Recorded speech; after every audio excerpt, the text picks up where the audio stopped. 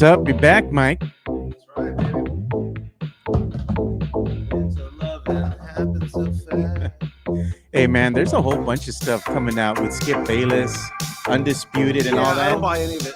That's a bunch of nonsense, dude. Yeah, and I don't know if I even want to get into it. No, I'm not. We're not going to talk about it. I'm just telling you. I've just been seeing all this blow up on social media. I'm like, it's a bunch of hearsay. Yeah, and also some of it is so outrageous. Now, is some of it true? Maybe. Maybe, you know. But like, could I see Acho hanging out with Joey Taylor? Sure. Two good-looking people.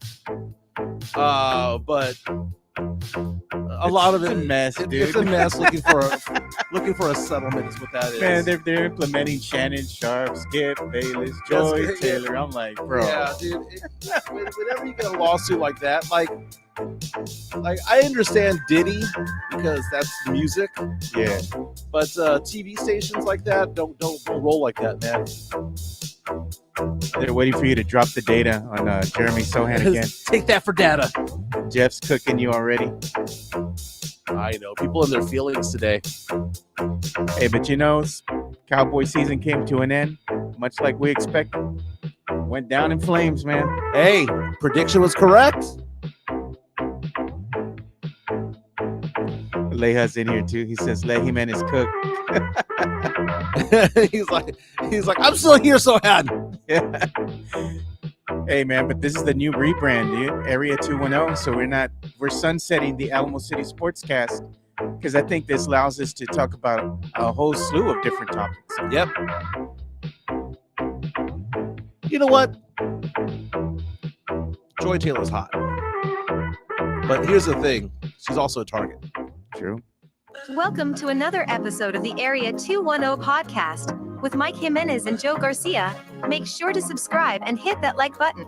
Join the discussion as we broadcast to you live from beautiful West San Antonio. And remember to tip your host as it helps the show grow. May the Alamo City Sportscast rest in peace. Welcome to Area 210. My name's Mike Jimenez. That's Joe Garcia. We're going to go for about an hour 15, hour and a half. Today, the rebrand. It's a new year here in San Antonio, and we are rebranding this show for a particular reason, right? We want to be a little bit more than just sports, a little bit more than just pop culture, but maybe just all about San Antonio, all about South Texas. And not only that, but we could talk more about anything that's going on, whether it be pop culture, entertainment news, things happening locally in our own backyard. It allows us to talk about the flavor of San Anto. And the other thing is, too, we can also talk about us maybe, here and there, going to check out some of these food places around San Antonio that, you see on Insta and everything else that look really nice. A bar per se, sports bars. Right. We can go check them out and give our opinion, And that's the thing that I think that sports talk radio should be about. Yeah. It should be guy talk about, like, if you were at a bar and you were to pull up next to us with a bar stool, it's the exact same thing that we're talking about. I'd buy you a beer and we'd have a discussion. We have a discussion, right? Which is why people who say that they don't like me on social media meet me in person, and then all of a sudden they're like, oh my God, he's actually a nice guy. Like, he's not a dick. But I'm back in studio. What were they calling me? Space City Mike? Oh, yeah, Space City Jimenez. Space City Jimenez is back, baby. Is back. It's nice to be back in the studio. We have a lot to get into when it comes to the world of sports. First and foremost, I think Mike McCarthy still has a job with the Dallas Cowboys. This is what they call it, Black Monday in the NFL. Yeah. All the firings happened today. Already Adam starting. Schefter working overtime right now for ESPN. We'll talk about that. We'll talk about the playoffs last night. Big game between the Lions and the Vikings. Determined who was the number one seed in the NFC. Joe, did you know that yesterday's game featured two teams that were 14-2? There had never been a time in NFL history when two teams with 13 wins played each other, much less two teams with 14 wins. The Vikings go 14-3, have the second best record in the NFC, and guess what? You got to go on the road. Yeah. The NFL's stupid sometimes when it comes to it. Well, I mean, don't get your cheeks clapped, right? Well, I mean, come on. They have 5 more wins than teams that have home games, dude. The divisions are small. Back in the day, you used to have 5-team divisions. Now, when you have 4-team divisions, what ends up happening is you have teams that are 9-7, 8-9 going there and making the playoffs. Look at Tampa Bay, dude. Baker Mayfield. What did he prove? Yeah. What do winners do? They win. They win. And they did him dirty, man. 10-7. I mean, good enough to make the playoffs, but should they be hosting a playoff game? Nah, is what I'm man. saying. But you know what? Should the Rams host a playoff game at 10-7? No. Should the Houston Texans host a game at 10-7? That's the thing. By the way, the Chiefs rolled over yesterday. Yeah, they did. They rolled over with a specific reasoning behind it of getting rid of Cincinnati Bengals. I know they're saying they're resting their players, but the Bengals ended the season 5 games in a row with wins, back to back wins. They were looking good. Joe Burrow having an MVP caliber season, but because they stumbled out of the gate, 9-8 was not enough. You saw Kansas City roll over and allow Denver to win this game. They gave the game to Denver. Yeah, basically. They'd rather face Bo Nix in the playoffs potentially than Joe Burrow. Yeah, but you know what? Who's been the only quarterback that's bested the Kansas City Chiefs in the playoffs? Joe Burrow. And in fact, Joe Burrow, they play at Arrowhead Stadium. What do they call it when Burrow goes over there? Burrowhead, because he owns that place. Lost the last time he was there, but he does very well there in Kansas City. You know, it pours some out for Brandon Big Papi Medina, man, because his Vikings got their cheeks clapped against the Lions, 31-9, dude. I thought the Vikings would put on a better show than this, dude. You know, it was early on. It was okay. Minnesota tried going for a touchdown on 4th and goal early in the game, trying to make a statement, but they got denied. Jahmyr Gibbs is turning out to be the truth. Jahmyr Gibbs is such a good player for the Lions at running back. And then you see Jared Goff out there having a brilliant season. Everyone talks about Lamar Jackson for MVP. Everyone talks about Josh Allen. But Jared Goff needs to get some love, man. He has had a fantastic year. Not only that, he got married to Kristen Harper recently, the Sports Illustrated swimsuit model extraordinaire. He's living the life, man. Jared Goff is no joke. Meantime, Sam Darnold there is sitting there at quarterback of a 14-3 team. This is the best record, the best season the Minnesota Vikings have ever had. And their quarterback is an unrestricted free agent right now because they signed a top 10 pick in J.J. McCarthy. They drafted him this past season, tore up his knee in preseason. Darnold came in as a backup, ended up having a brilliant season. What do you do if you're the Vikings? You just say, okay, I know we were 14-3. I know Darnold threw for over 4,000 yards. I know that he's going to be a top 10 MVP candidate, but we're going to give the keys to a 22-year-old, J.J. McCarthy, because we drafted him high in the first round? Or are they going to say, you know what, we're going to give some money to Sam Darnold? How much money is Sam Darnold going to get? Because look at the reputation he has. Drafted by the Jets and just sucked ass over there. But then again, everybody sucks ass with the Jets. Look at Aaron Rodgers. If you play with the Jets or you play with the Browns, you should those seasons should be considered null and void. Yeah, like they don't matter. They don't count. What do they call them? The lost seasons. They are. Look what happened to Deshaun Watson the second he went over there. Oh, look what happened to Baker Mayfield. Baker Mayfield takes him to the playoffs for the first time in forever, gets bounced for Deshaun Watson, has a brilliant career now at Tampa Bay. You see what happens with the Jets. They haven't done crap since Joe Namath back in the day. I mean, Mark Sanchez had a couple of good seasons. Broadway Joe, man. But the fact of the matter is that you take them out of those situations and you put them on a team with a good culture, a team with a good coaching staff and some weapons, and all of a sudden these quarterbacks are balling out. Baker Mayfield's legit. Isn't that the same thing that happens with Spurs? Right? When Spurs players leave the Spurs, what happens? They sometimes go someplace else and do better. Derek White. Because why? They got a better plethora of talent around them, right? Better talent around them. Better grouping. Man, our chat which is powered by MCS General Contracting, is rocking and rolling right now, man. There's someone had a question about Ashton Genty. Mario Cavazos saying Ashton Genty equals Jahmyr Gibbs 2.0. Ashton Genty coming out of Boise State is going to be the #1 running back taken off the board. Some think, I've seen some mock drafts, Joe, saying that he's going to be a top 10 pick. Others saying that he's going to be somewhere in the 20s. Yeah. There's a team that we know of, the Dallas Cowboys, who need a running back out there, unless you want to trust Rico Dowdle, who's done very well. But Jahmyr Gibbs yesterday, 23 carries, 139 yards, and 3 touchdowns. He is the truth. Not only does he do that, he's also a receiver in many respects. 5 receptions, 31 yards, 1 touchdown. He led my fantasy team to the Super Bowl. I was runner-up. But I looked at Jahmyr Gibbs, and that guy is just – it just shows how important the running backs are. Joe, we talked about this for so long, how running backs were out of style. It was passé to look at a running back. Yeah. But now they're coming back into fashion. Yeah, their stock has risen. The stock is – now you're looking at them, and it used to be where it's all pass. Not anymore. Now it's like, what wins the playoffs? Defense and running. And you look at the Lions, what do they have? They have Jahmyr Gibbs. You look at the Eagles, they got Saquon Barkley. Some of these good teams have some good running games, man. I don't believe in the Lions, though, man. To me, I think they're still a team that's decimated by injury. They're finding ways to win, but if they meet the Minnesota Vikings again, right?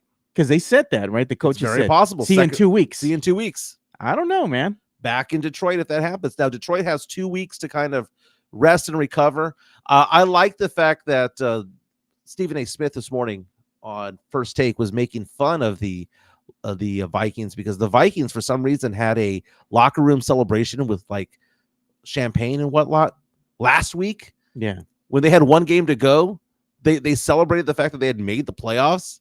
What the hell? You hadn't secured the number 1 seed yet. The playoff brackets are out. Chiefs get the bye in the first round. Chargers are going to Houston at NRG to play a wild card game. Yeah. Texans are the home team. The Texans are favored to lose. The Chargers are favored by 3 points in that game. You've got the Steelers going into Baltimore to play the Ravens. The Broncos taking on the Bills. The Lions have a bye in the first round. Rams and Vikings. It's going to be a tough game for the Vikings, man, but I think the Vikings should pull that out. The game that I'm most interested in are the next 2 games. You got the Commanders hosting going on the road, taking on the Bucks, and you have the Packers taking on the Eagles. Remember, the Packers went into Jerry World last year and took out the Cowboys, 12-win team. I would not be surprised, Joe, if the Packers went into Lincoln Financial Field in Philadelphia and took out the Eagles. You know what I would say? I'd be like that little kid from the Simpsons, Nelson. Ha ha! Exactly. I don't give a damn about them. Eagles only favored by 5.5 points against the Packers. You know what? I'd still bet on the Packers. That's going to be a close game. Minnesota favored by 2 over the Rams. Buffalo favored by 9 over the Broncos. Ravens favored by 9.5 over the Steelers. The wheels have come off on the Steelers. They were looking good to start the year, and they've just fallen off the face of the earth. You know what? I'm going to come up with a bold statement right here, and I'm going to say that Steelers are going to go ahead and best the Ravens, dude. Wow. Because Lamar Jackson, for some reason, always shits the bed, dude. Yeah, always. But this time, it's got Derrick Henry behind him. So that's the difference right there. I don't believe in them, man. I don't believe in them. I think the Steelers are going to wind up beating the Baltimore Ravens. Yeah.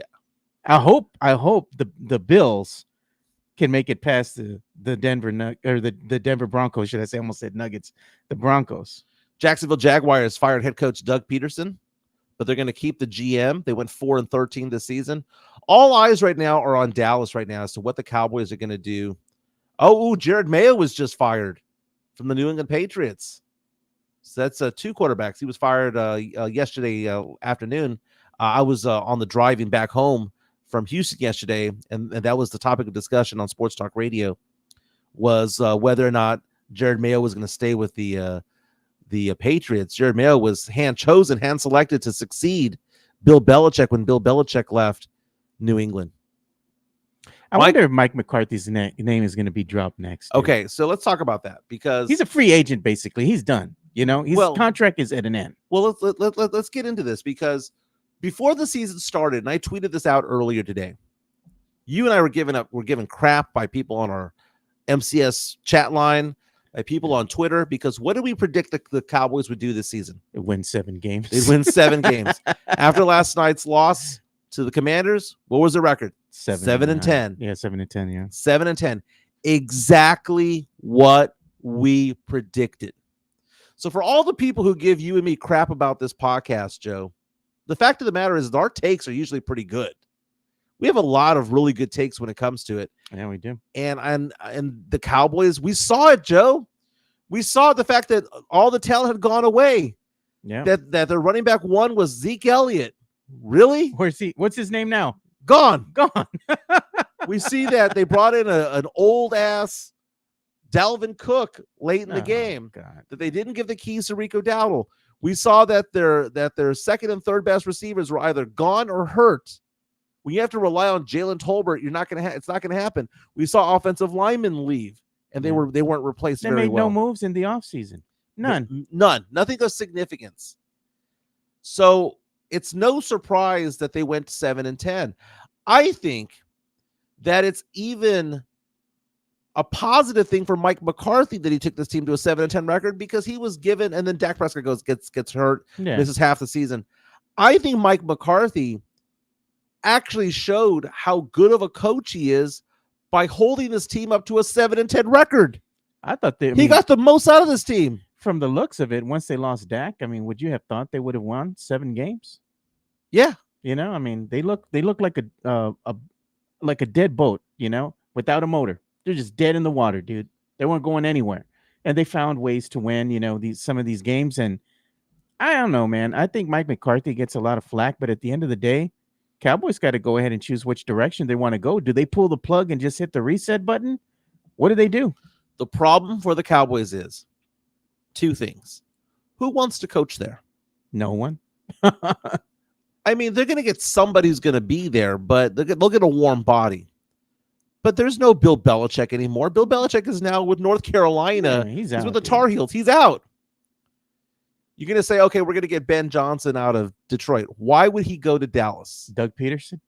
Dude, the second Mike McCarthy, his contract runs out, because, again, they don't have to fire him, Joe. His contract runs out. It's like the movie Office Space. We didn't get rid of Milton. We just let we just let it run its course, right? We just fixed the glitch. Look at this. Chris Gonzalez says, damn, Joe upset. What are you smoking? The Steelers have lost the last 4 of their offense and have done nothing in those last 4 games. Dude, but you know what? Russell Wilson, for some reason, it just went back to being old. He turned back the clock for a good 2-month period. And the last couple of games, he looks like the same old Russell Wilson that came into this season and was there last year. And you know what I told my brother-in-law on Friday when I went over there and we're having some beers after I got out of work? Yeah. I told him, put money on the Bengals to upset the Steelers. He says, really? Because he's into sports betting. And what happened? Bengals beat the Steelers. Yeah. And what did I say right now? Steelers are going to best the Baltimore Ravens. You heard it here first. You don't put money on that game and you lose your ass because you go the other way. Well, I told you so. I will say this, though. The Steelers would have to be close at all times, because Steelers go down by 7 to 10 points. They ain't going to win. No. You know, they don't have the ability to come back. But Mike McCarthy, if he's a free agent, Joe, there are going to be teams out there lining up, salivating to get Mike McCarthy. Oh, I'm sure there will be. And that's the weird thing. Saw reports on Fox Sports 1 last night saying that if McCarthy walks, the team that could knock on his door, rumored to be the New Orleans Saints. That's what I was going to say. You're picking up strays. And all I'm saying is, come to daddy. Come to daddy. It's better than what we've had before. Oh, God. Look at, they already put in, said, let Joy Taylor coach. God, no, dude. I ain't touching that, Sith. And look at that. McCarthy's contract ends Wednesdays. Cowboys have the right to deny interviews from other teams until January the 14th. January 14th, which is just a week away. Yeah. So I don't know, man. I think Jerry is going to go ahead and still roll with McCarthy. I think he's going to go ahead and extend him, but there's not a lot for him to work with here. At the end of the day, man, Mike McCarthy, I think, would be best suited leaving, you know, the Dallas Cowboys and going with another team. You know what? I do like him over there with the Saints, though. Yeah, he's got something to work with. He has weapons there. Derek Carr going into his final season, I believe, with the Saints. Yeah, he's gonna be gone, bro. So the Saints need to do something. They need an offensive minded guy. Yeah, right. They've lost Lattimore. They've lost some talent on defense. But what I like about what the Saints have done the past few years is that they've shored up the offensive line. It's first rounder, second rounder out there on the offensive line. It's just health. Like any team, Saints went out, started off on fire, then they got hurt, and the season was over, right? But the Cowboys right now, they had no chance this season.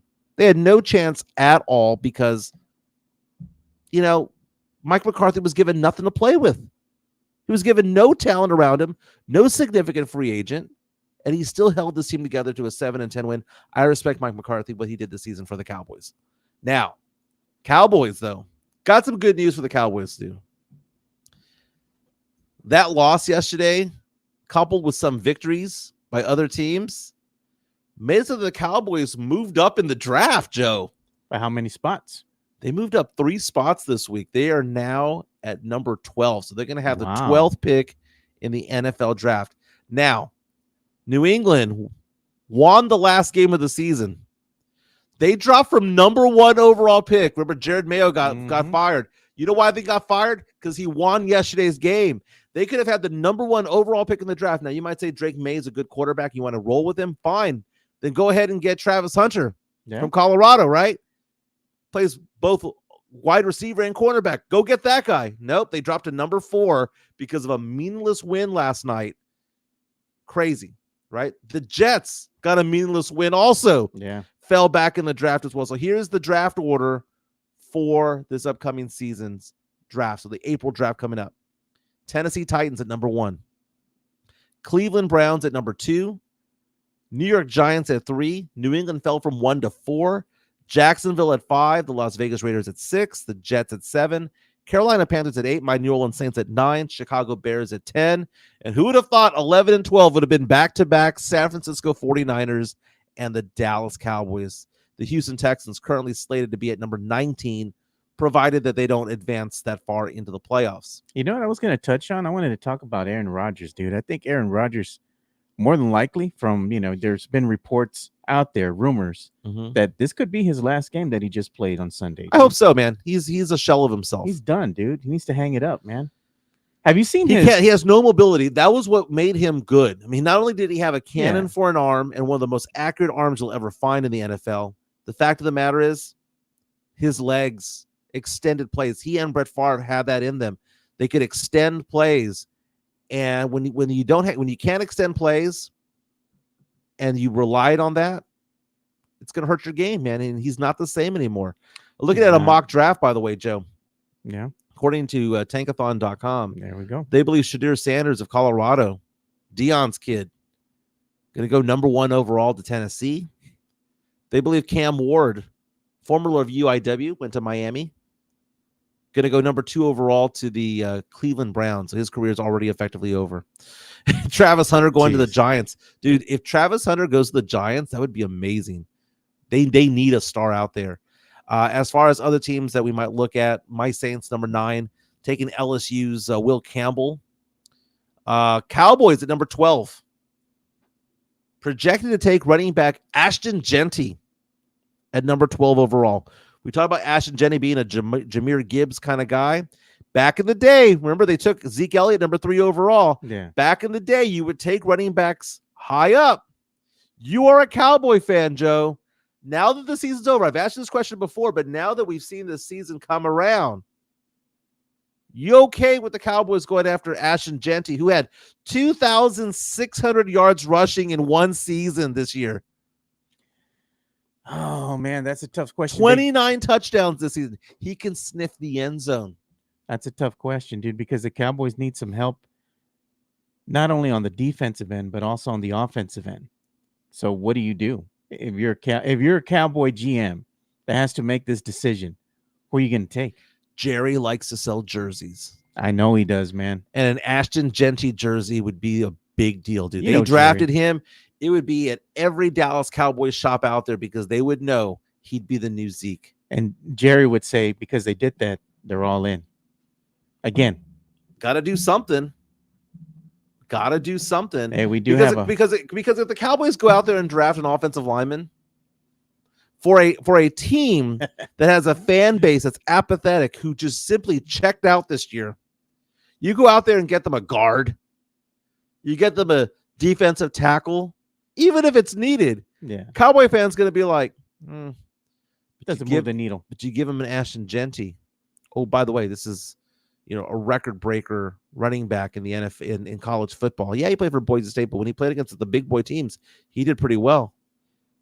You give that red meat to Cowboy fan, we're back, baby. Vamos para el Super Bowl. It's our year. It's our year. We have a $5 super chat coming on in. There we go, man. Thanks so much for the $5 super chat. We appreciate you, Sam Salinas. Look what he says. Can I officially put in the suggestion to name the alien Extranjero Sucio? Grito for the extranjero sucio. That's what he's saying. All right, so we're going to get the grito in first time this year? I guess so, man. He paid for it. I want to see it. But we got to change the grito, though. We got to go ahead and get Leja, man. And the grito is powered by MCS General Contract. That's right. What I want. Let's do it.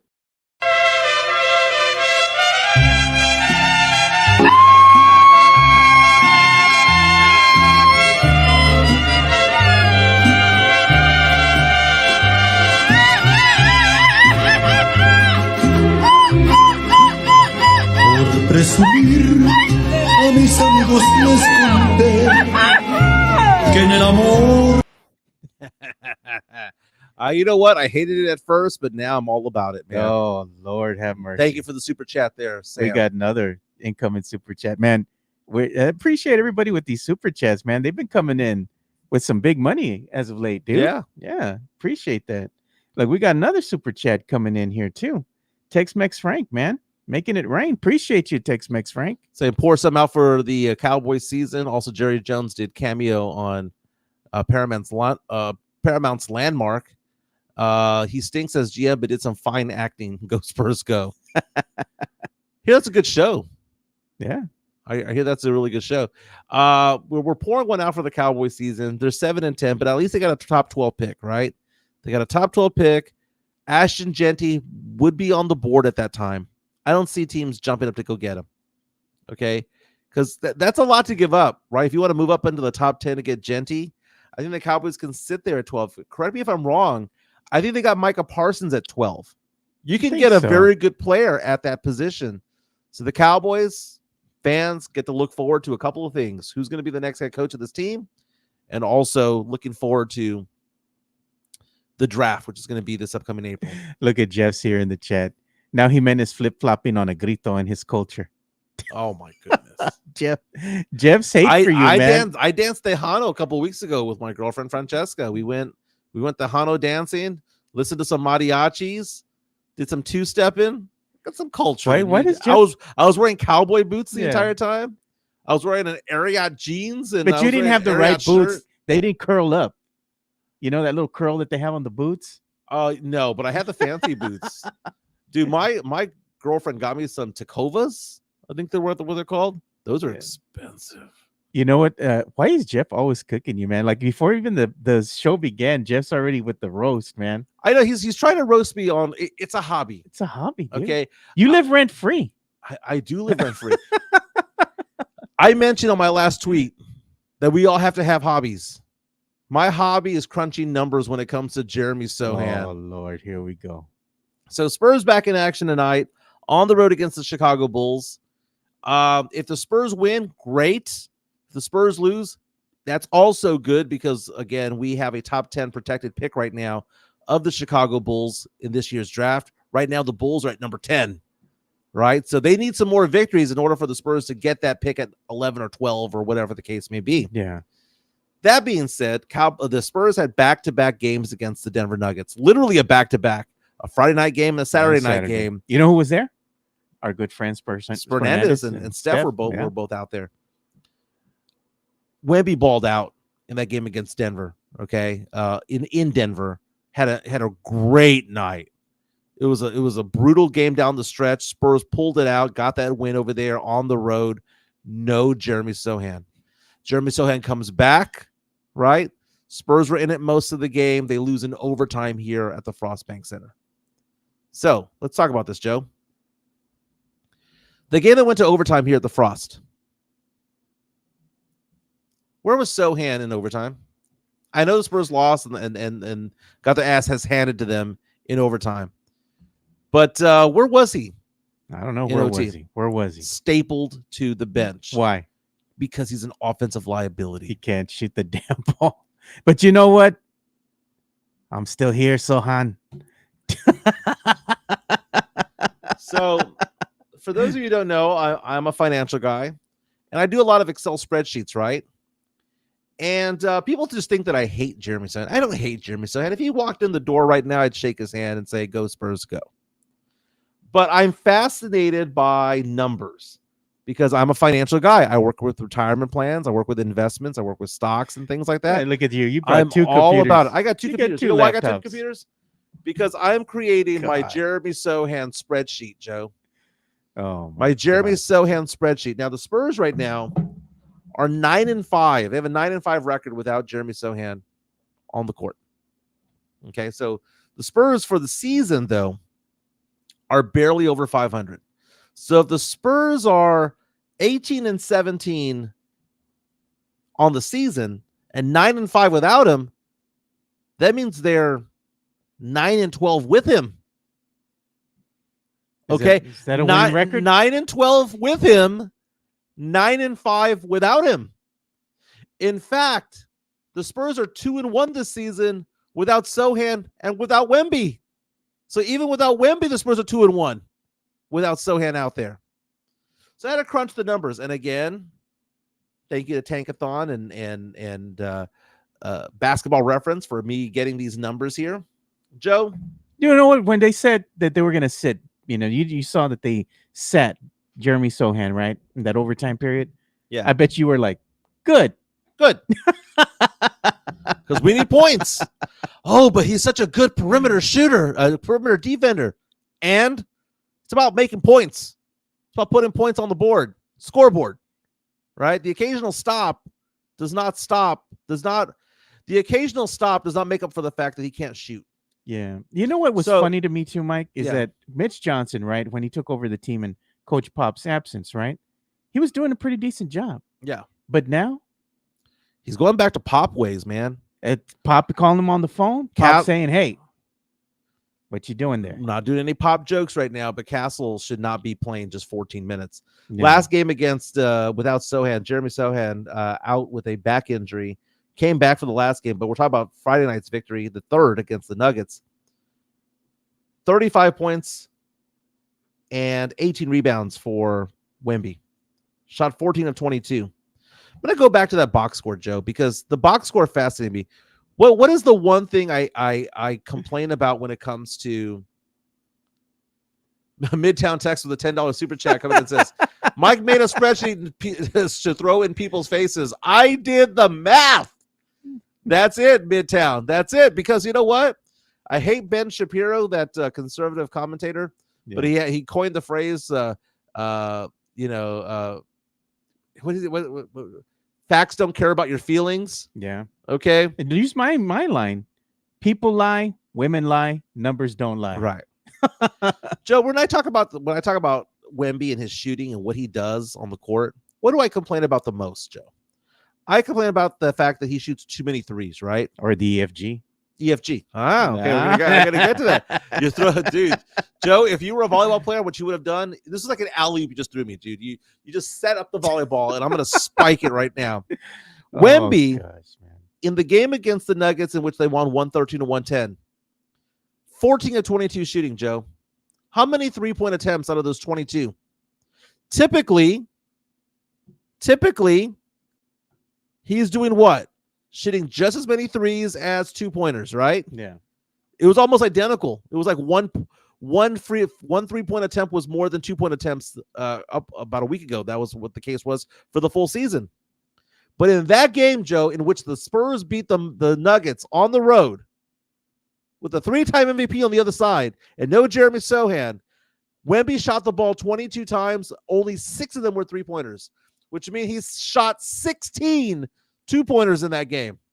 This is you right now doing the math, just like that dude from The Hangover. From The Hangover? Yeah. Yeah. That's me. That's you. Did Julius Caesar really live here?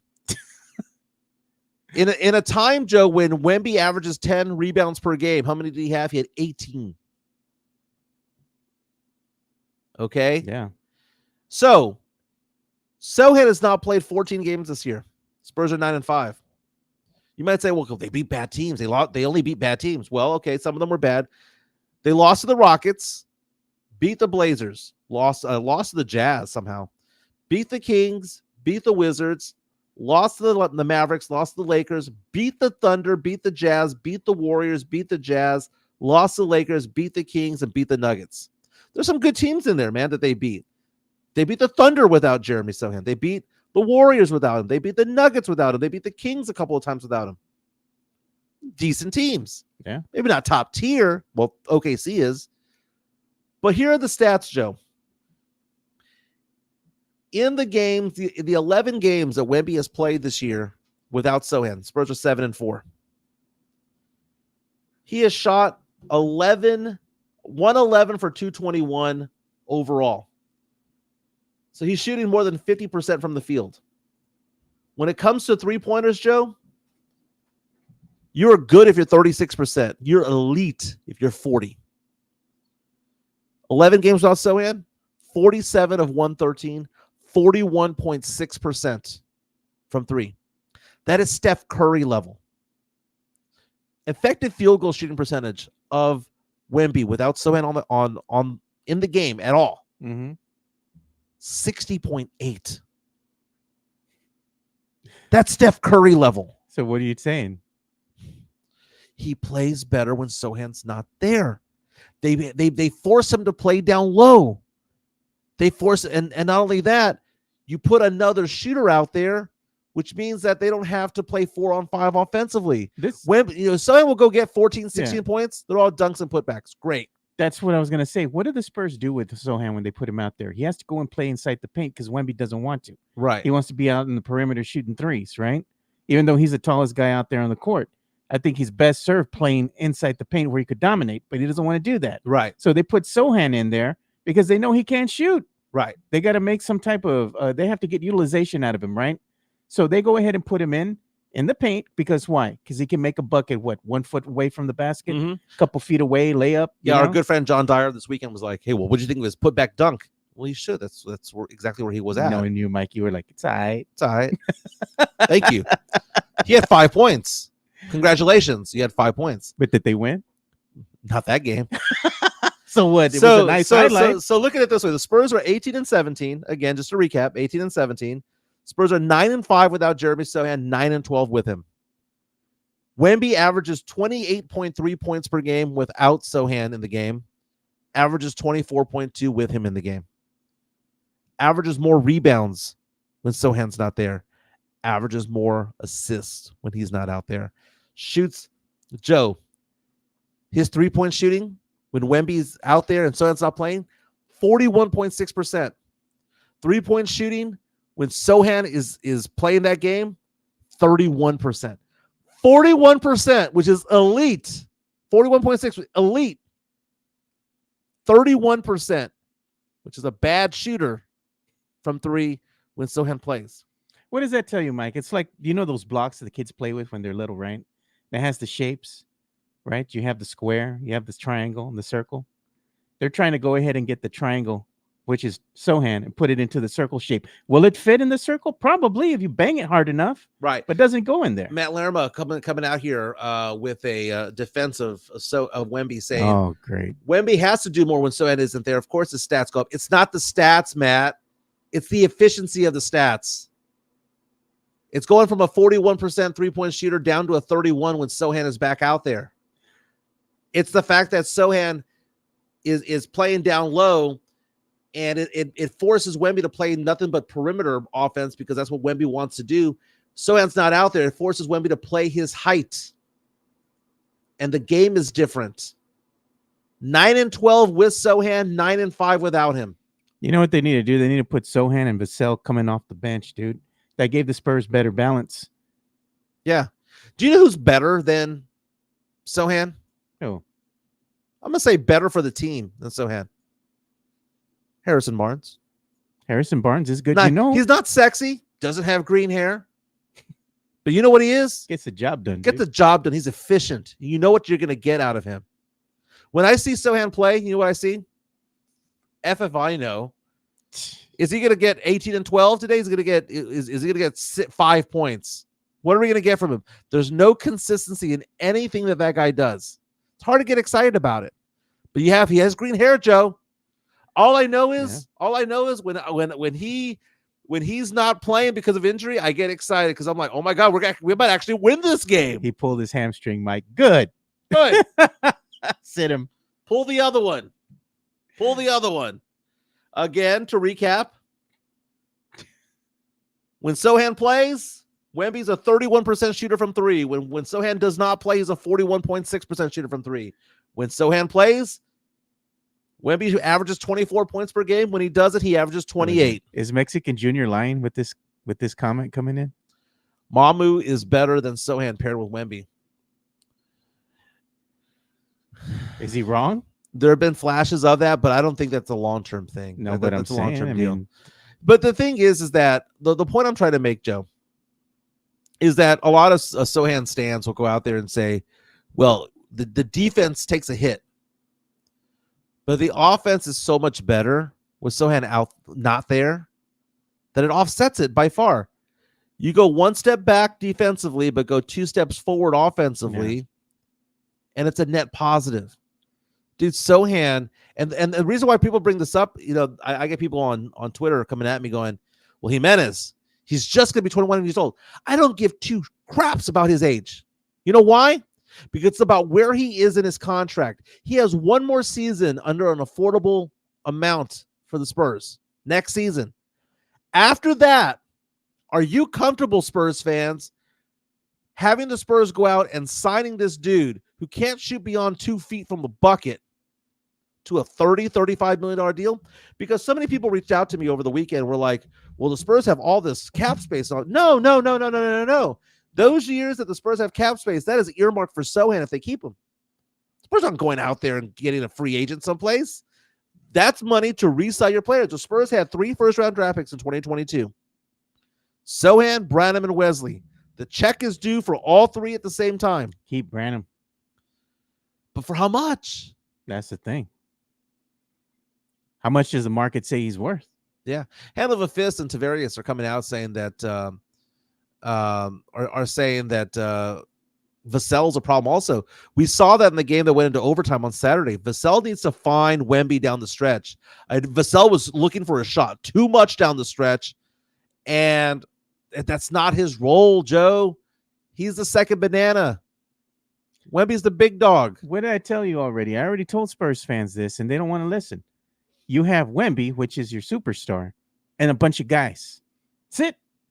The talent's not there. Plain and simple, man. Second best player on this team. Who's the second best player on the Spurs team? I would argue, and I hate to say it this way, it's not sexy at all. Harrison Barnes might be the second best player on this team, and we don't even realize it. He's just Vassell gets you the points, but then he gets cold. Yeah. I like seeing Harrison Barnes out there. You know what Harrison Barnes is, Mike? He's a Toyota Corolla, bro. Dude, that's what he is. Okay. Let's assign a car to them. Okay, so we got Lambo. We got a Lambo with Wemby, right? Yeah. Okay.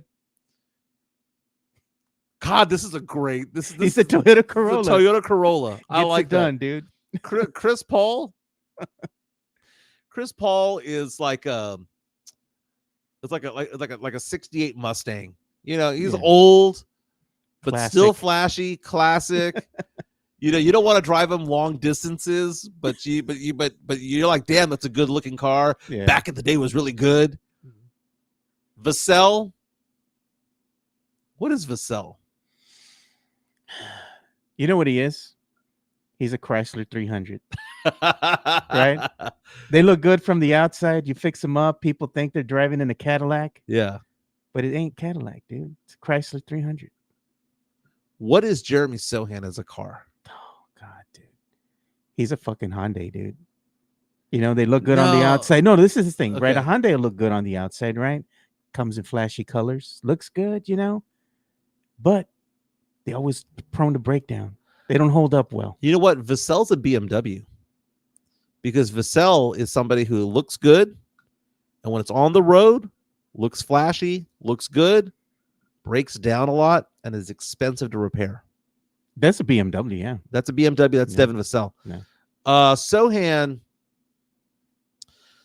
is a muscle car of some sort. Charger. A Charger. That's exactly what I was thinking.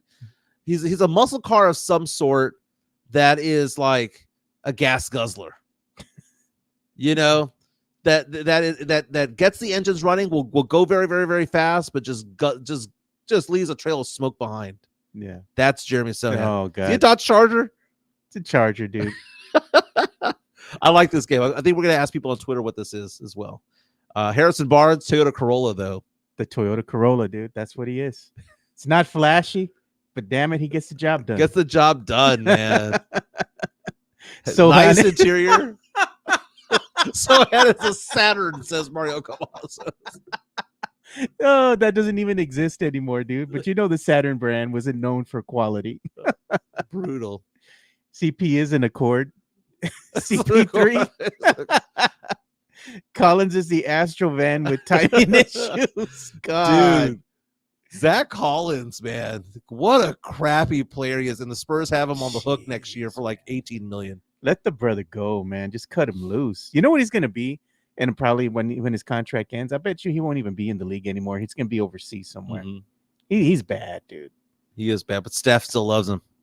Steph still loves him. Oh yeah, she calls him. That's her papicito. That's what That's she her says. hall pass. Yeah, Her hall pass. we didn't really get a definite answer out of Fernandez. Put him on the hot seat, man. Midtown Collins is a Tesla with a low charge and 2 flats. You know what he is? You know what Collins is? What's that? He spurs Jesus right. You know, Yeah. it looks good on the outside, but that son of a bitch won't even start, dude. Leaves him dead in the water. Is Sochan a Yogu? Did Mike just call Matt Lemmer? Did Mike just call classic Mustang the punt of cars? That's a good one. I like that one. I like that one. Sochan is a Kia. That stupid hair makes Sochan a Subaru. Oh, Sochan is a Ford Focus with the race wing on the back. What did we start here, dude? This is a good topic. you Yeah, know? I don't know how we got here. Collins as a car. So someone's asking the question. Can't wait to hear what Collins. That's Tex-Mex Frank. Collins is what's a good looking car that is just really.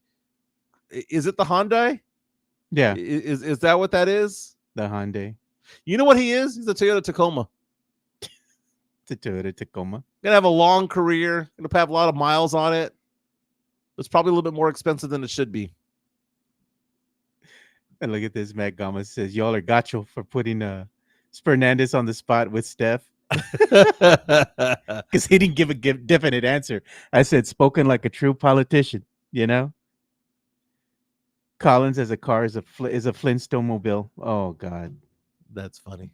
That is funny, though. You can't unsee this now, right? Yeah. Harrison Barnes, the Toyota Corolla, dude. Let's give some love to Jeff Garcia from Locked On Spurs and Ken's 5. All right. Locked On Spurs is your daily Spurs podcast, hosted by Jeff Garcia, the lead Spurs writer for Ken's 5 San Antonio.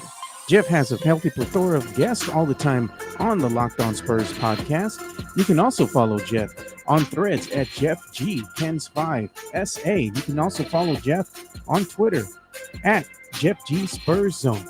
So make sure you go ahead and give Jeff a follow not only on Threads and Twitter, but also on YouTube at youtube.com/at Locked On Spurs. This is where you're going to be able to find the replay of the Locked On Spurs podcast.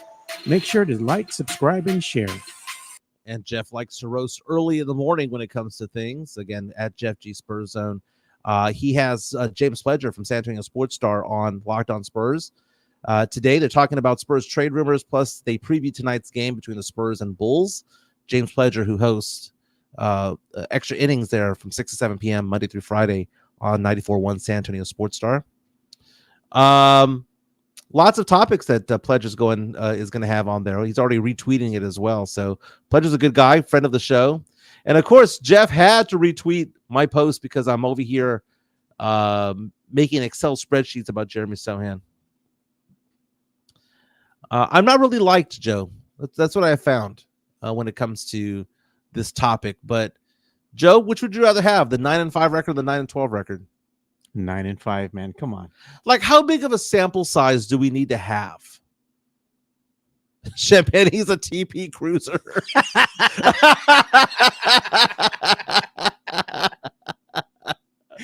God, bro.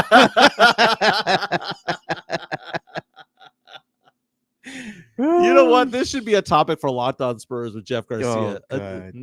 Because I would say that, like, Sochan stands, like, if you ask Matt Lerma what kind of car is Jeremy Sochan, he'd be like, he's a Ferrari, dude. He's just got that motor. He runs really fast. He runs really hot. And what are we like? Nah, he's a Dodge Charger. You know what? You have Wemby. Wemby's like the Ferrari or the Lamborghini. And then you have all the domesticated cars.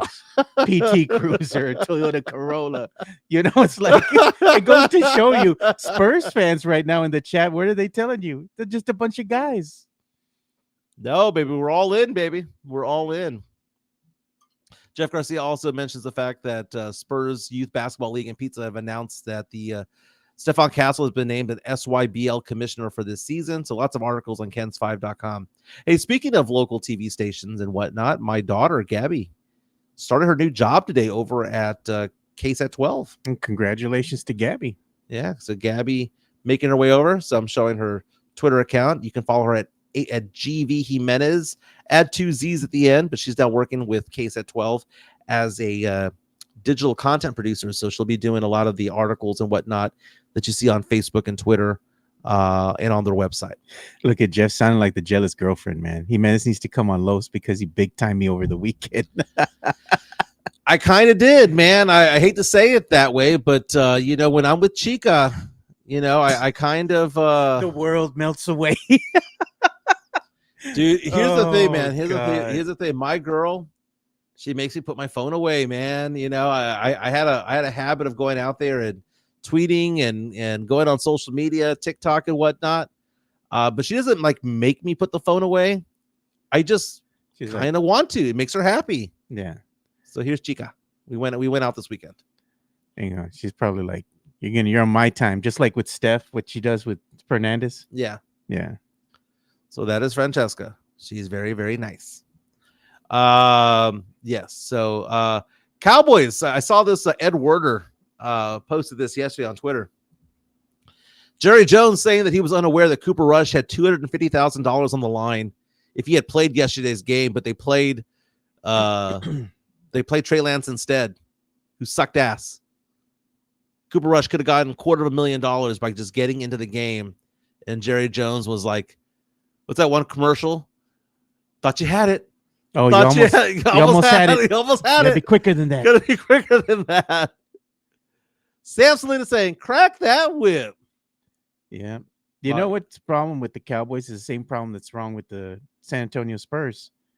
They just can't seal the deal when it comes to crunch time, man. Yeah.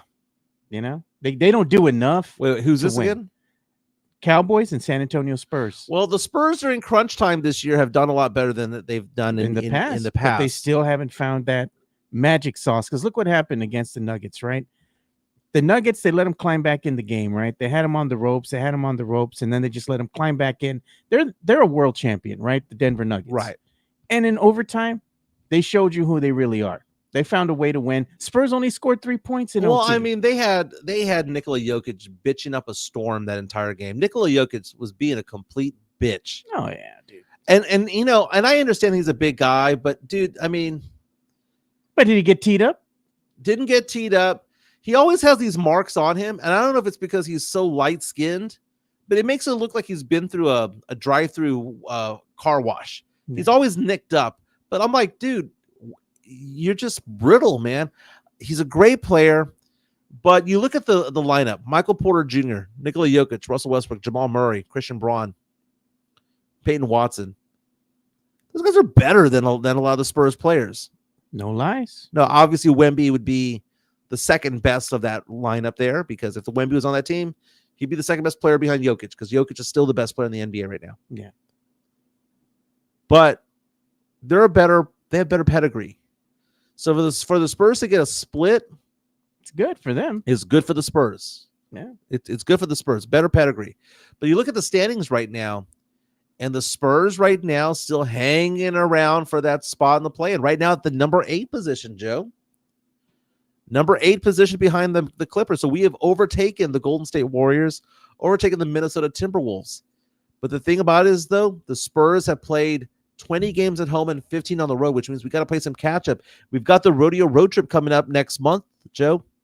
That's going to not end well for Spurs fans, dude. Spurs just 6-9 on the road. We're a different team at home. We're 12-8 at home. The Spurs are 12-8 at home, which is kind of like the winning percentage the Spurs have when Jeremy Sochan is not playing the game. Okay? The Spurs play on the road at the same clip winning percentage as though he is in the game. I won't ever let that go, Joe. I won't ever let that go. And the day the Spurs sign him to a 4-year, $125 million contract, I'm just going to just lose my mind on Twitter. Really? Because that's what's going to happen. We already know it's going to happen, right? Yeah. Well, when the Spurs they're going to have to go ahead and sign Wemby. They're going to want to keep him, dude. When his rookie contract ends, he's going to earn some big time money, dude. Well, let's look at this. let's look at this, right? Spurs salaries, right? So Yeah. I'm going to look at this for like what the Spurs have on the payroll for the next couple of years. So next season, the Spurs have already half their team already set up, right? We've got Vassell coming back, Keldon, we've got Barnes, we've got Collins, we've got Wemby, Castle, Sochan, Branham, Wesley, Champagny, Bassey, Sissoko coming back. Dude, we got 12 players coming back. We ain't doing crap in when it comes to free agency this year. No. Unless we're pulling off a trade. 12 of the roster spots are there. The following season, the 26-27 season, the Spurs have, so 2 seasons from now, the Spurs only have Vassell, Keldon, Wemby, Castle, and Champagny on the roster, which means the Spurs have to do something when it comes to like bringing other players on into the fold, right? But that's the question is going to be, are the Spurs going to re-sign Sochan? And if so, at what price point? Are the Spurs going to sign Branham? And if so, at what price point? Wesley, at what price point? I think the Spurs really are just biding their time right now for the 26-27 season. I think that's just what they're doing. I mean, right now, if you have Vassell on the roster for $27 million, Keldon for 17, Barnes for 19, Zach Collins for 18 million, Wemby for 14, Castle for 9.5, Sochan for 7, Branham for 5, Champagny for 3, Wesley for 5, Bassey for 2.5, and Sissoko for 2. You're not going to get rid of any of those players unless it's by a trade. The Spurs might not have much cap space next year, this upcoming offseason, to do anything. No, they're going to have to do something via trade, and the trade deadline is looming here because you're getting closer and closer to the All-Star break. And they'd say, well, that's the halfway mark. No, that's actually not. You're more than halfway through the season at the All-Star break. Mm-hmm. The halfway mark is coming up here pretty soon. Spurs are going to already have a sample size of what this team looks like and where they need some help. Right. And right now, you're just showing that you do need some shooters to surround Wemby. You need some consistency. Look what happened with Harrison Barnes, right? You have Harrison Barnes, you have CP3. They're old, veterans, but they bring more consistency to the team. Especially Harrison Barnes being the Toyota Corolla of the team. He just gets the job done, Yeah, Tavarius reaches out to us on our YouTube stream, powered by MCS General Contracting. Say we need to draft more guys who can shoot. No more guys hoping we can turn them into Kawhi 2.0 on offense. I agree, because that's been the argument against Sochan and Stephon Castle. I think Castle brings a little bit more to the game because of what he does overall. But Castle, for some reason, is now the number 9 or 10 guy on this team, which is weird because when somebody gets injured, he's suddenly a starter. I don't understand this dynamic when it comes to things. There's no consistency. That's the problem with Sochan. You don't often get a 30-point outing out of Sochan, right? But when Mike goes to a game, that's when he shells out. That's when it happens. I'm looking at the top free agents for this upcoming offseason. A lot of them have player options. So you have LeBron James as a free agent, Jimmy Butler, Fred VanVleet, Kyrie Irving, Ben Simmons. Ben Simmons is making $35 million, dude. Damn. James Harden, Brandon Ingram, Chris Middleton, Julius Randle, John Collins. None of them do anything for me. Brooke Lopez, Clinton Capella, Malcolm Brogdon, Bruce Brown. He's good. Miles Turner, Lonzo Ball, Bojan Bogdanovic. He's old. Better than Collins? He's 36 years old, though, man. He's already at the end of life, dude. Matisse Thybulle is a good defensive player.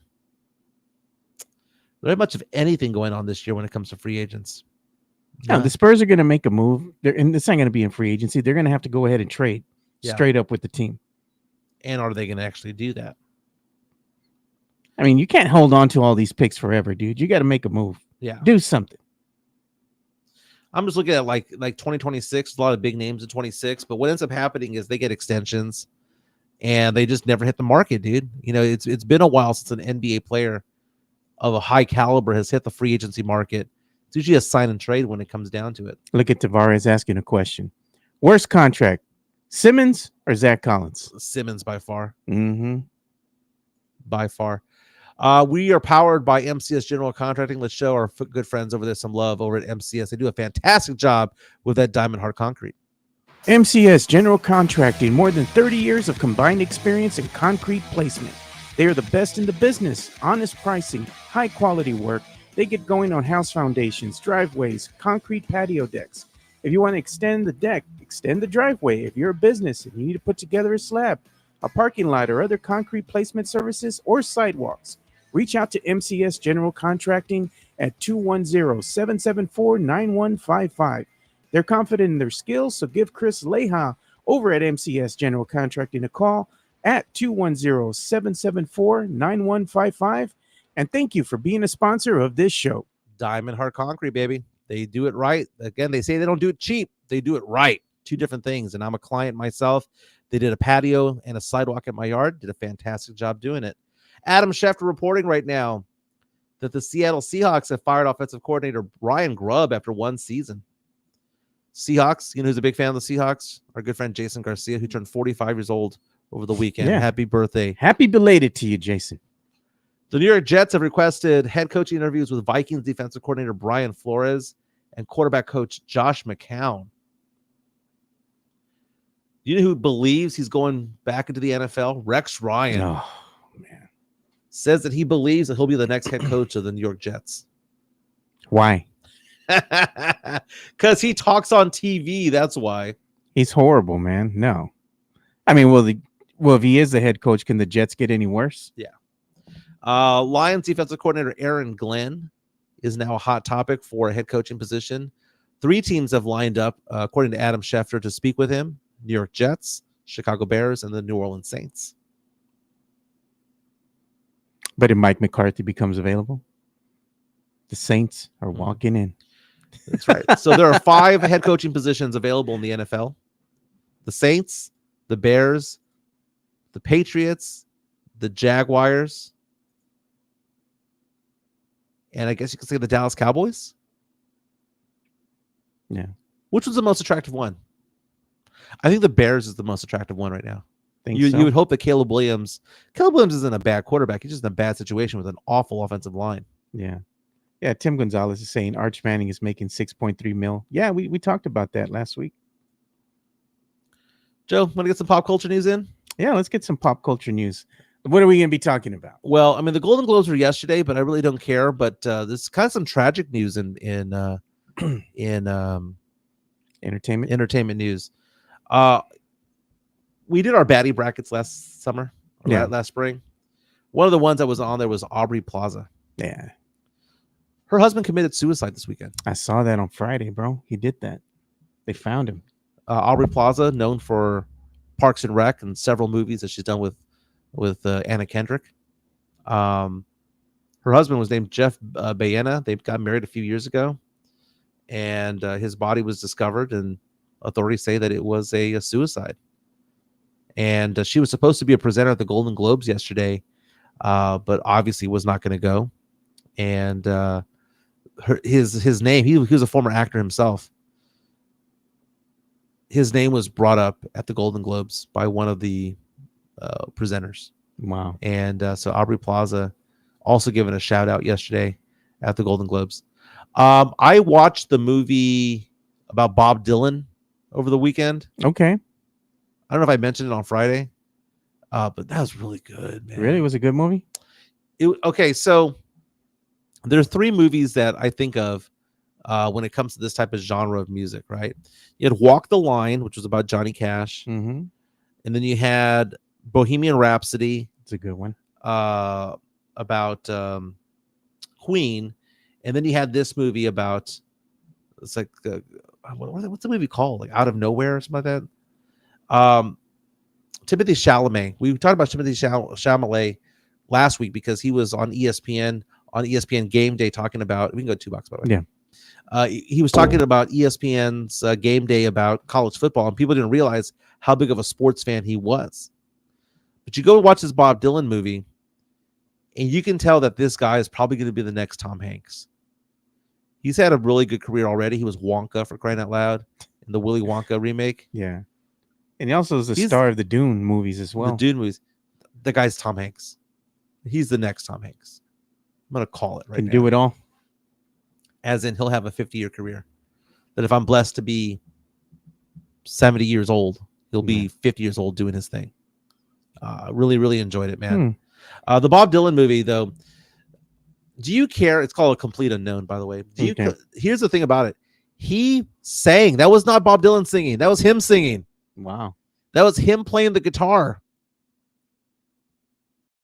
Like he was already a musician, but he became a better musician because he wanted to do it. He didn't want to have like someone else's hands doing it. Complete Unknown was a really, really good movie. But how do you care about how factual these movies are? That's the thing. I mean, they got to be entertaining, right? So, I mean, it's loosely based on the life of one Bob Dylan, Right. right? But they're going to have to go ahead and accentuate the good parts and maybe fill in some other, parts of the story that might make more sense for the film, not for the authenticity, of his life. Okay, so like, let's go back in time. Mm-hmm. La Bamba. Yeah. Great movie, mid-'80s, Lou Diamond Phillips, Esai Morales. That movie reportedly was actually very accurate. So much so that Richie Valens' mom on the set thought that Lou Diamond Phillips was her son. Wow. That broke down because it was so realistic to her that it made her cry. And then if you look at Esai Morales and the real life Bob, yeah, identical. Richie. You go back in time to movies like Bohemian Rhapsody, though. Yeah. None of that is true. Like, it was a good movie. Rami Malek won an Oscar award for Best Actor. But it was a complete fictional take on what happened to the band Queen. Like, none of that was true. Yeah. None of it was true. How they met in the movie, the lead up to him getting HIV, to the big Live Aid event. Yeah. All of it bullshit. All of it. The movie Selena.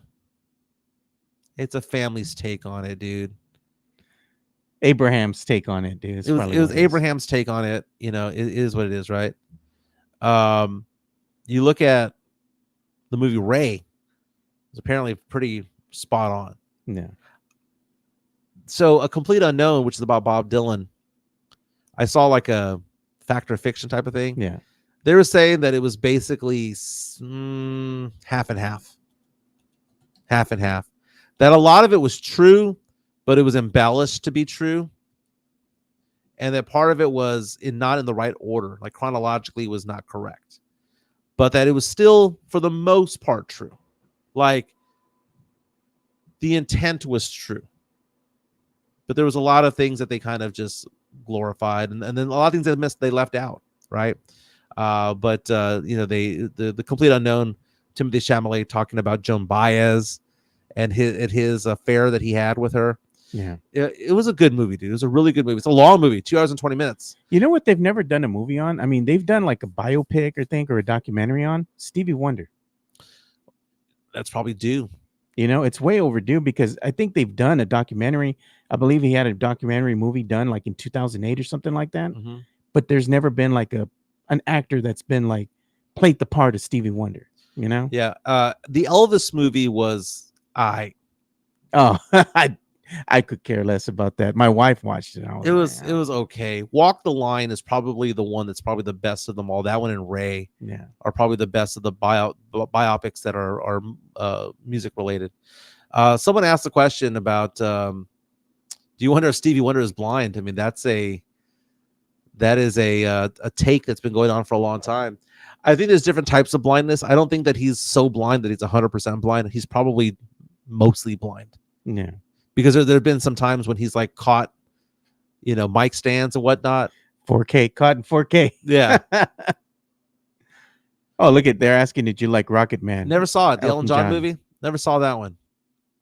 My daughter saw it, said it was awful. So I just kind of shied away from it. My daughter and I have pretty similar tastes when it comes to movies. Yeah. So kind of shied away. They're asking in the chat if we're going to go ahead and touch the debacle that's going on with Skip Bayless and Joy Taylor and all that. I think it's all bullshit. I read it and I was there thinking to myself, yeah, Joy Taylor's over there hooking up with an executive and that doesn't happen. That doesn't happen. That whole casting couch nonsense was the 60s and 70s, 50s, 60s and 70s. That doesn't happen anymore. Joy Taylor could own FS1 if someone came on to her that way. The idea that Skip Bayless is offering $1.5 million for sex is stupid. Now, did he come on to that girl? Maybe, yeah. Did he proposition her? I'm not saying that he didn't. But to say that he was offering 1.5 million, come on. We do have some major news coming up here.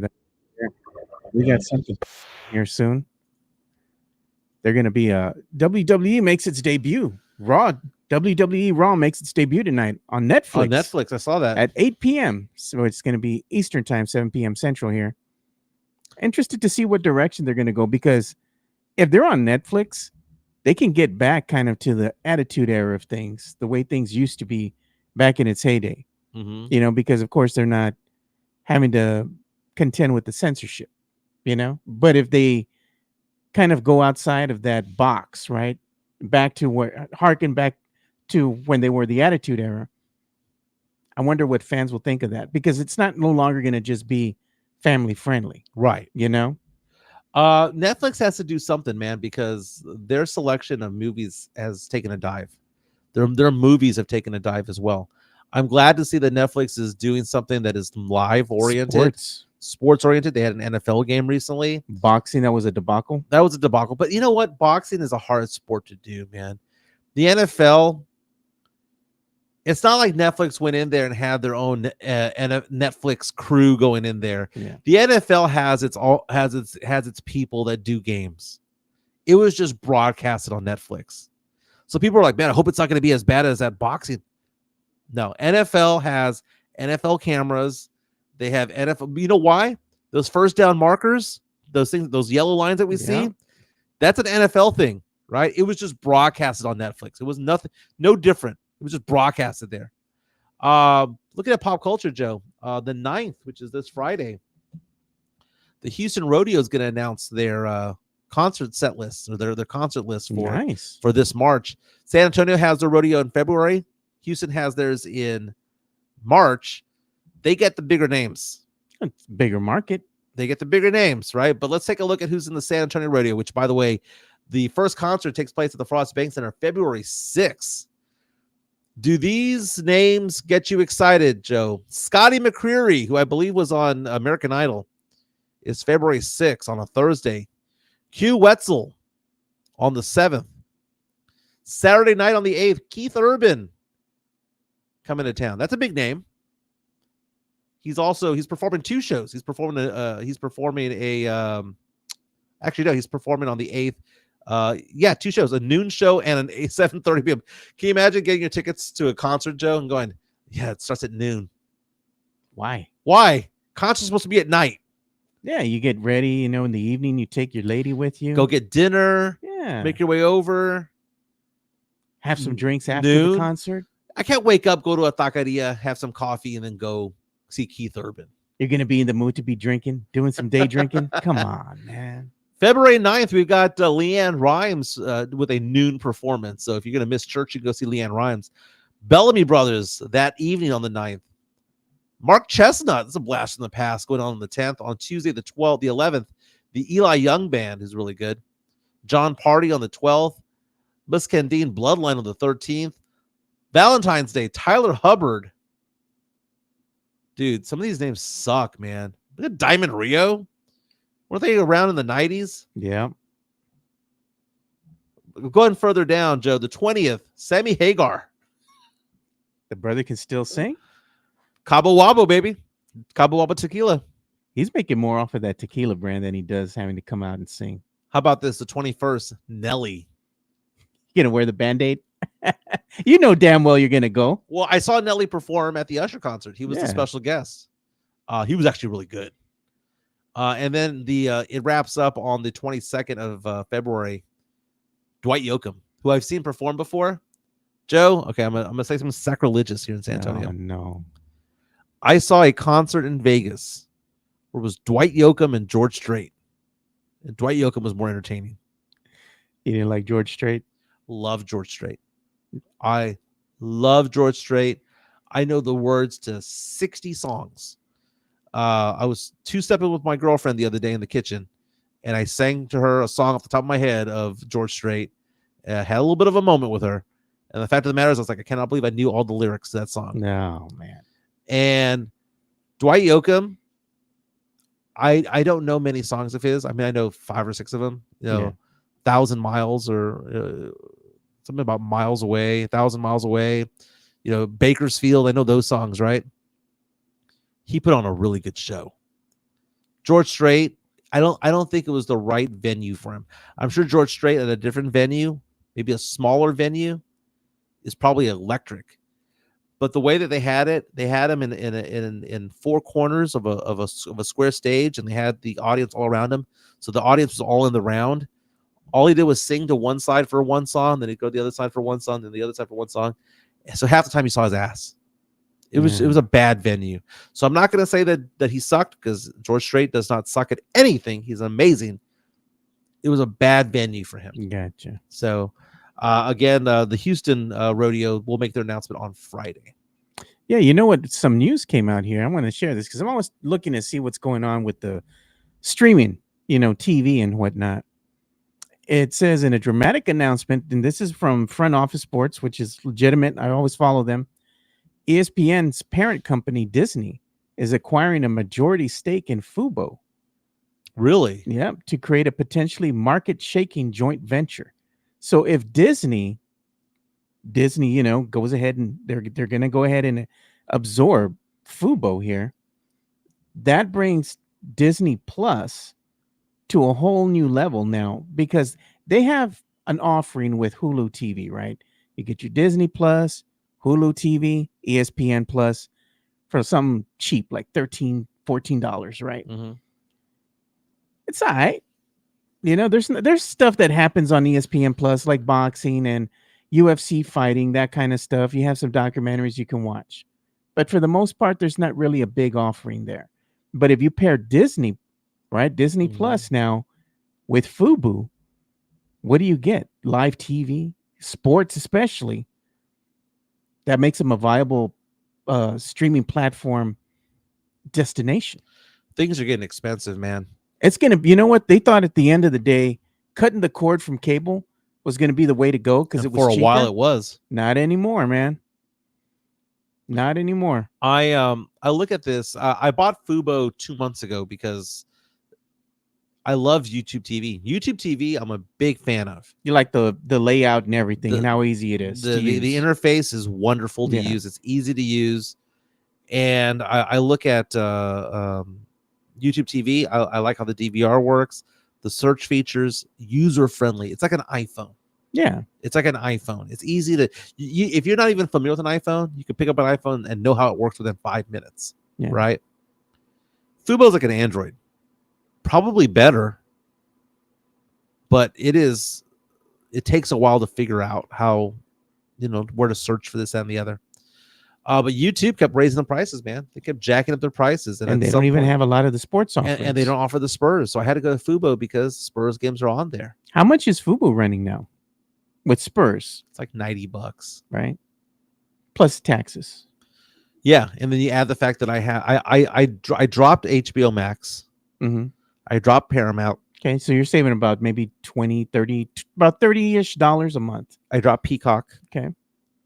The only ones I'm keeping right now, I keep Netflix out of just like, I don't know why I keep Netflix. There's nothing on there worth watching. Yeah. But I mean, if you ask me the one that I'm on Hulu and Amazon Prime all the time. Yeah. But Prime is, free with a Prime membership. And I get Hulu and Hulu through AT&T.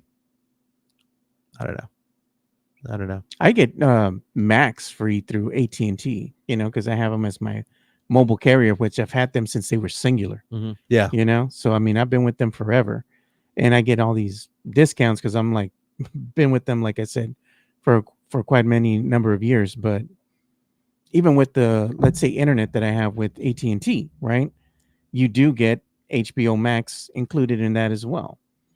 So, yeah. I mean, Max is good. I like Max. And again, if I had to pay for it, I probably wouldn't have it. But since it's already included in the plan, I get that. If I didn't have a girlfriend and had stuff to do over the weekends, just single, just staying home, yeah, I'd get HBO Max. So it has the best movie content out there. Yeah. But then again, I take a look at it and I find myself on Pluto TV a lot because the offerings they have there are really good for free TV. For free TV, and I have to watch a commercial every once in a while. But you look at the movies that they have there for free. Not bad. I'll watch it. I'll watch it. Take a look at the forecast right here for the city of San Antonio, man. It's gonna be cold. Joe, it got down to like 29 tonight this past evening in San Antonio. Here's the forecast for the city of San Antonio. 30 for the low tonight, getting up to 50. Tomorrow's high on Wednesday's high is going to be 39. Damn. Thursday's high is going to be 38. Bring the puppies in. Yeah, you're not going to leave them outside? Dude, I've been outside. I've been gone for so long. So my dad has been with my dogs and my nephew's been with my dogs. I calculated, Joe, that I was away from San Antonio 17 out of 19 days. From like the 14th all the way to, I was in Barbados for 5 days. I was in San Antonio for a couple of days for Christmas Eve and Christmas Day. But I've been in Houston with my girlfriend and her family and all that stuff. I came back and I saw my dogs. Dude, they were all about me yesterday. Like Duncan last night got on the bed and did not want to let me go. Just cuddled with me the entire time. Yeah. Cody, my golden retriever, was being a little piece of crap, but Duncan, the husky, was lovey-dovey, big time lovey-dovey. Yeah. JHNSB says Mike lives out of a suitcase. I have another trip coming up, man. Going to Jamaica in April. That's what my girlfriend and I have decided to do, man. We decided we're just gonna go do trips all year long. Oh, here we go. Every 4 months. What Lulu sweater is Mike wearing today? You did go to Lululemon. I did, but I'm wearing an LSU. I got this from Champs. Yeah. Went to Lululemon the other day. Got a couple of items off the clearance aisle. See, I bought them from the actual store, but they were on clearance. I think they were returned. I think someone bought them and then they returned them. But it was brand new though. It had the tags on them and everything. I got a Lululemon hoodie, and I got another pair of shorts. There you go. I think I bought both items for like $80. Not bad. I'm not breaking the bank for it all. Not bad at all. We went thrifting over there in Houston. It's all right. I have fun. You didn't get a Rockets jersey? Fuck the Rockets, dude. I told my girlfriend's daughter, I was like, if I become part of this family, we're a Spurs family. I hope you know that. Yeah. And she goes, well, I like Tim Duncan. I was like, well, that's all I needed to know. Your grandfather did the whole thing. Because they don't live in Houston. They live an hour outside of there. I can bring them back into the Spurs. They actually have photos that they were showing me of them at the AT&T, or it used to be the AT&T Center at Spurs games, Joe. I'm excited about the NFL playoffs.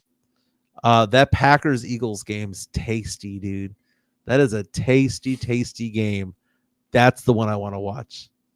I think that the Packers will actually best the Eagles, dude. I can't wait if that happens. Mike living life like an Activia commercial. What is God. Activia? Some type of drug. I gotta look that one up. Am I being insulted? No. It's a, what do you call it? Probiotic. Probiotic yogurt.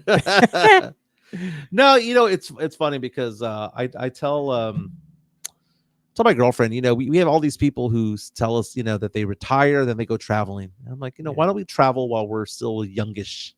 Yeah. We're both in our 40s. Let's go have fun and have a good time. And I have found that those all-inclusive places are cheap compared to like just going to Galveston or going to Port Aransas. We booked 4 night stay at an all-inclusive resort, a 5-star or 4.5-star resort in Jamaica. How much do you think this is? Overnight flight, what's it called? Round trip tickets to Jamaica. Mm-hmm. 4 night stay, all-inclusive resort. How much per person do you think that would be? If it was here, I'd probably say closer to maybe 3,500, $4,000. $2,000 a person. Not bad. I mean, that's a lot of money, right? That's not bad. But to me, that's refereeing 12 nights. and I get to go over there for 4 nights, and it's just all inclusive. I'm just going to go drink my ass off and eat my ass off over there. It's more economical than going to Port A, dude. I go to Port A, got to spend $100 on gas, right? I got to go get food for everybody. Airbnb is $300, $400 a night. I'm going to spend the exact same amount of money just going to Port A. And Port A, what? It's just a stone's throw away from Corpus. Yeah. I mean, it's just a better Corpus. Spend an extra couple $100 and go to Jamaica. Dude, Costco has memberships for travel. Mm-hmm. They get good deals over there as well. And then also there's some cheap airlines out there. Spirit, for example. People make fun of Spirit all the time. I don't make fun of Spirit too much because I fly it all the time. It's cheap. It gets you to where you're going, dude. Yeah. Gets you where you're going, and it cuts off the price. And it's just, and then you can get those credit cards that have, like, you know, if you pay off your credit card and whatnot, you get miles and points and all that stuff. Yeah. I'm going to travel a lot this year. Have fun. Enjoy it, man. I mean, that's why you work hard, right? That's why we work hard. That's exactly go places, you know, do things. Mario Cavazza says Mike just moved in with her at her place. Did you go ahead and put the toothbrush there already? I do have a toothbrush there. I have a razor over there. There you go, man. It's a done deal. I've got clothes over there. I got clothes over here. She's got clothes over here too. Oh, God, Jeff. Why? Jimenez just said he wants to eat his ass. Pause. Oh, thank you, Jeff. God, Jeff. Don't forget, Locked On Spurs. You have James Pledger from San Antonio Sports Star on today. Give that a look. We rebranded Area 210. I like the colors. It's like the Fast Break and Fiesta colors from back in the day. Yeah. I mean, everything looks the same. I kept the same aesthetics, the same colors that everybody's familiar with. Just got a new name. That's it. We got to change the October subscriber goal on the bottom. Oh, we're back. We already had 2,000 subscribers, my man. I already updated that, but for some reason, I don't know why it doesn't update. We're already at January, and I had put January. Mm-hmm. And before we started the show, it was fine. So I don't know. It's a glitch. Jeff is complaining, saying that I shouldn't big time him again. Dude, you know, she makes me put my phone away. I don't know what else to say. Look at that. Welcome to the Space City Sportscast. Very nice. Well, let's call it a show, Joe. It's 11:30. Got to get back to the office. Everyone have a fantastic day. Spurs taking on the Bulls tonight. Spurs win. We go 2 games above 500. Spurs lose. Well, we're a step closer to getting Chicago's first-round draft pick, right? So we win either way. Spurs again with a 9-5 record without Jeremy Sochan. Spurs with a 9-12 record with him. He's playing tonight, so Spurs are 9-12 with him. Spurs are 6-9 on the road. So might be a long night. We'll figure it out. Gonna lose today. That's what Mike is saying. All right, boys. We'll see you tomorrow. See ya.